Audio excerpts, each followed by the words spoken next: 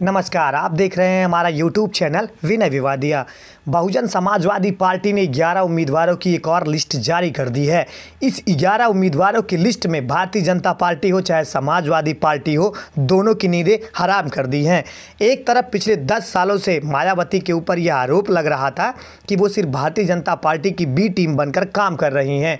इस बार जिस तरीके से आकाश आनंद को पहले वो सचिव बनाती हैं, उसके बाद जो उनके उम्मीदवारों की कैंडिडेट लिस्ट है वो वाकई काबिले तारीफ है।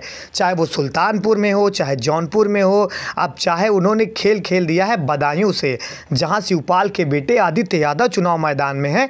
एक तरफ जहां मुस्लिम समाज के वो जो है वो लगातार समाजवादी पार्टी से किनारा काट रहे हैं, ये कह रहे हैं कि जो सम्मान मुस्लिम को मिलना चाहिए समाजवादी पार्टी में वो सम्मान नहीं मिल रहा है। और कई जगह तो नारा ये भी है कि अभी नहीं तो कभी नहीं, बदलने का अवसर है। भारतीय जनता पार्टी मुसलमानों की विरुद्ध वाली पार्टी पहले से ही कही जा रही है, तो मुसलमान एक ऐसी पार्टी में तलाश रहे थे जो उनके अच्छे की आप फ़ायदे की बात करे। और दूसरी तरफ राजपूत वोटर्स जो भारतीय जनता पार्टी के कोर वोटर माने जाते हैं, उनकी नाराज़गी चाहे वो पश्चिम में हो चाहे गुजरात में हो चाहे तमाम प्रदेशों में उनकी नाराज़गी देखने को मिल रही है। और दूसरी तरफ बहुजन समाजवादी पार्टी ने इसका बखूबी फ़ायदा किया है। और जिस तरीके से समाजवादी पार्टी की टीम है और जिस तरह बहुजन समाजवादी पार्टी है, दोनों का अगर कंपेयर किया जाए इस बार इस लोकसभा चुनाव में, तो बहुजन समाजवादी पार्टी के जो कैंडिडेट हैं वो समाजवादी पार्टी पर भारी पड़ रहे हैं। और ऐसा जो माना जा रहा था कि समाजवादी पार्टी और भारतीय जनता पार्टी के बीच सीधी टक्कर होगी उत्तर प्रदेश में, अचानक से मायावती ने सारे समीकरण बदल दिए हैं। बहन कुमारी मायावती जी ने जब अपने कैंडिडेट खड़े किए वो सबके होश उड़ा दिए। जौनपुर से बात करें, श्रीकला सिंह को टिकट दे दिया गया है बहुजन समाजवादी पार्टी से। तमाम राजनीतिज्ञों का कहना है कि बहुजन समाजवादी पार्टी की ये सीट निकलती हुई दिख रही है।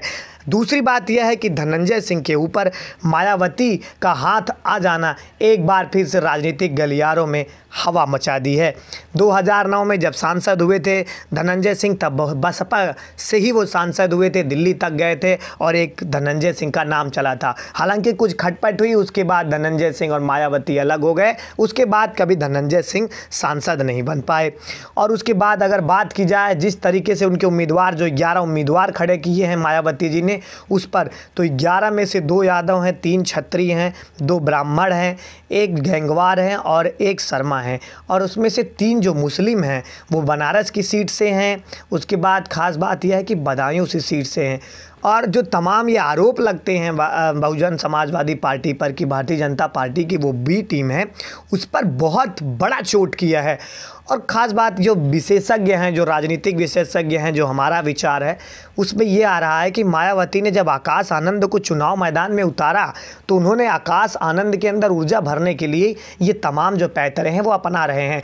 और सूत्रों का कहना यह भी है कि जो जिस तरीके से भारतीय जनता पार्टी ने भी 2 उम्मीदवार अपने घोषित किए, चाहे वो देवरिया से हो गए और चाहे वो बरेली से जहाँ एक टिकट भी काट दिया गया है वर्तमान सांसद रमापति का, तो जो चीज़ें चल रही हैं कहीं ना कहीं ये खबर आ रही है कि बृजभूषण शरण सिंह को भी टिकट देने वाली हैं बसपा सुप्रीमो मायावती। इसीलिए कैसरगंज लोकसभा सीट से अभी किसी ने उम्मीदवार तो नहीं घोषित किया है, चाहे वो समाजवादी पार्टी हो चाहे भारतीय जनता पार्टी हो चाहे स्वयं बसपा हो, लेकिन तमाम जो सूत्र बता रहे हैं कि कैसरगंज लोकसभा सीट से अगर बृजभूषण शरण सिंह का टिकट कटता है तो बहन कुमारी मायावती जी उनको भी टिकट देने के फुल मूड में हैं। और जो उत्तर प्रदेश की राजनीति है, जो पिछले 10 साल तक मायावती लगभग निष्क्रिय टाइप की हो गई थी, अचानक से जाग उठी हैं। और इस मायावती के जाग जाने के बाद भारतीय जनता पार्टी काफ़ी डामाडोल की स्थिति में आ गई है। जो तमाम उनके पास ये खबरें थी कि लगभग कहा जा रहा था कि 70 से 75 सीट भारतीय जनता पार्टी ला रही है इस बार लोकसभा सीट में यहाँ उत्तर प्रदेश से, उस पर तो कहीं ना कहीं विराम लगता हुआ दिखाई दे रहा है। जो 70-75 का मामला था वो कहीं ना कहीं अब आ गया है 30-35